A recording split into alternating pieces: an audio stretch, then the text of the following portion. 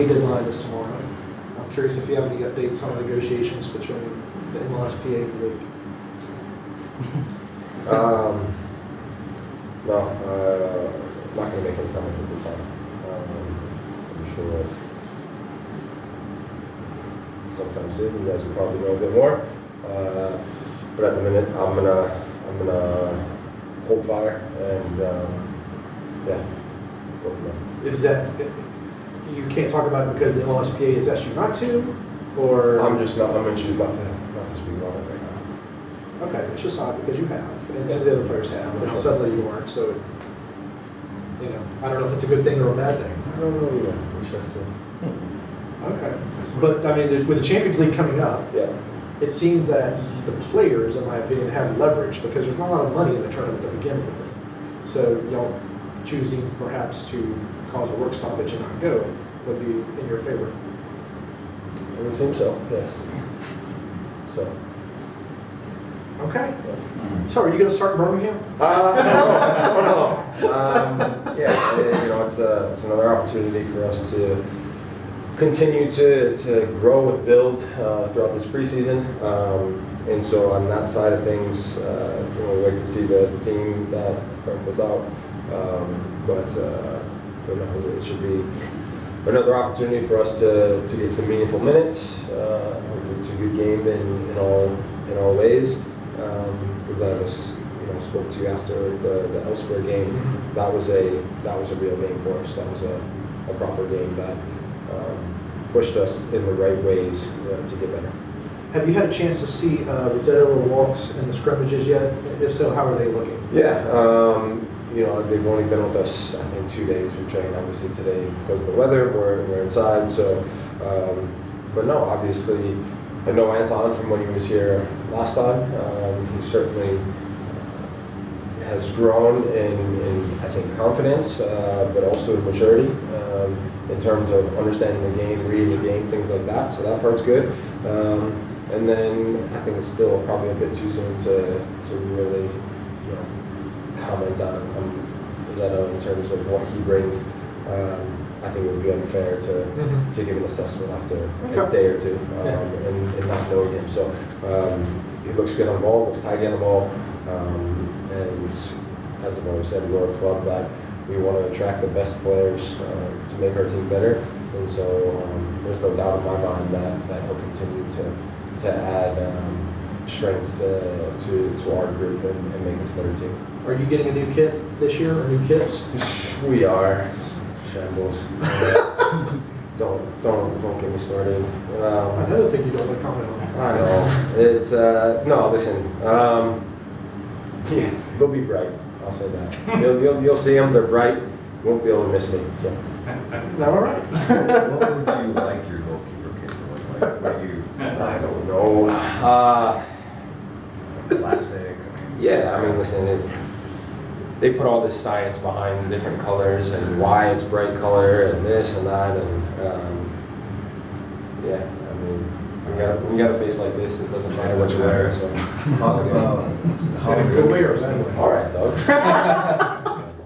how are the goalkeepers? Like, talk about the progress that you guys made as a group in preseason. Where are you guys today? Yeah, I think we picked up where we left off last year in terms of pushing each other, making each other better, constantly having little discussions about just different plays that happen, be it in games, be it in training. So we've got a good group. Tactically, nothing changes with you guys playing out the back, being an outlet always for the center backs. Is that true? Is there a new wrinkle maybe in year two that you've seen in preseason? The fact that the center backs are different as well. Well, I think the personnel changes, and so ultimately that changes our decisions, changes how we play, that sort of thing. So you're constantly trying to get on the same page and talk through things. Yes, preseason is long, but in the grand scheme of things, it's quite short. And so you're constantly trying to understand those guys. They're understanding us.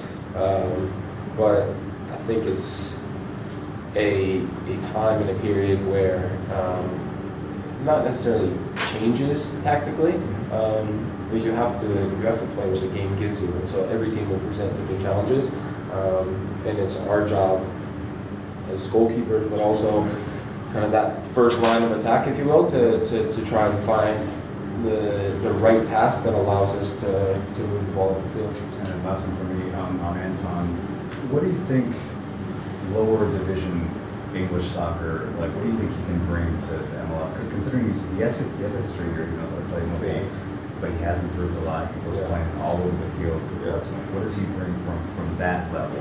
Toughness, a mentality to compete, to battle. The lower leagues in England, it's not always pretty. It's not always about making 15, 20 passes. It's about competing and battling, putting yourself on the line for the team. And so he certainly will bring that aspect. It's a matter of putting his passing boots on and not just smashing the ball down the channel. So, we've had some early conversations, but they've been good, and I think his ability to compete is certainly going to be a standout feature. Going back to the kits real quick, what do you think of the new ones last night that were revealed? The white and the gold? Yeah, for sure. I've seen someone's comments, numbers and all sorts of things. But no, I think they do a good job of bringing in new elements and just a little bit of flair, a little bit different. So I think the goal will certainly will go over well. What goes into the rotation of those kits? Just out of curiosity, is it the players get to pick? Is it like a We have no say. all We the have time? no say whatsoever. We have no say whatsoever. I think that's above my pay grade. That's the front office people along with Adidas. They're making those decisions. I'm sure they've already got the kits for next year in the works. They start these processes so far in advance that they don't care who's going to be there or what player is going to be wearing them. They start it so far in advance. But I mean, for like wearing them, like throughout the season, like do the players, you guys get to pick like when you wear a certain like the white versus gold? No, I mean home and away. Okay. So yeah. and I think it depends on who we play and what they're wearing, their colors. We try to be as different from them as possible. There's certainly been times when a bit of a conflict comes into play, but you try to make it as standoutish as possible from each other. Did you see the rest of the kits that were unveiled last night? Did you have a favorite? I do not have a favorite. Actually, I did. Ours is a favorite. Frank said a minute ago he feels like you guys are much further along than you were kind of at this point last year with a few weeks till Champions League. Do you see it the same way? Yeah, I think with the players that we're bringing back, of course, but also I think when you add in new players, as I mentioned, the tactics can be there, but ultimately you've got to get guys on the same page as us. Some new players that come in the door, they have to have a willingness to learn how we want to play and our style of soccer, and that stuff takes time. And we know the cultural difference, coming to a new country, trying to settle those guys as quick as possible. There's a lot that goes into a move when you come from a different country to play this sport. There's a lot that goes into it on and off the field, and so the quicker we can get those guys settled off the field, hopefully the quicker we can get them settled on the field as well. So how does the experience compare? This might be a big oversimplification, but last year this time we were asking a lot of players who, for the most part, played together about a new coach. This year it's a returning coach and a higher percentage of new players. So how does that experience compare? Yeah, I think when you have a new coach, you have everybody on one side trying to take in those new ideas and him trying to learn the players and the personnel that are going to be on the field and performing what he wants out of the team. And then when you have new players coming in the door, it's a bit of both. It's those guys trying to learn the new tactics as well as learn the habits and the style of the old players, the current players that have been here. So there's certainly a bit more on their plates when it comes to settling and adapting to what the new coach wants, but also how we're going to go about it on the field. So as an experienced player, you try to put them in the best position to be successful on the field, be it communication, play simple, and just allow them to express themselves in a way that they know how to do that best. You have a change in your staff with Aaron Hines' departure, new goalkeeping staff to work with. How's that been for you, just adjusting to that? Yeah, it's been good.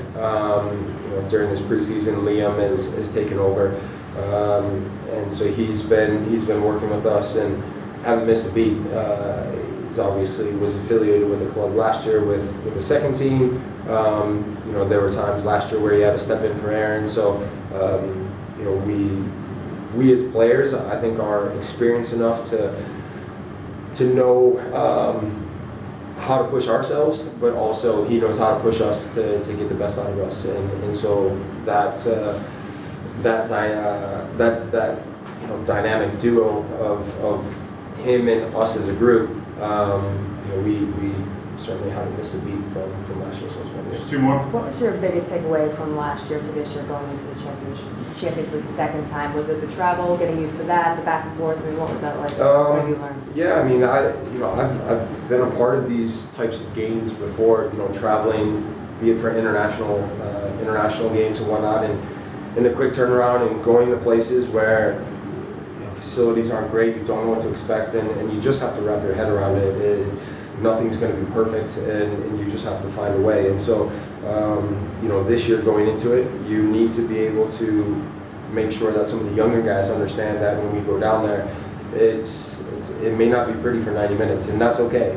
At the end of the day, we're down there to get a result and come back, and that's it. It's purely about that. And I think when you look at the Monterey game away,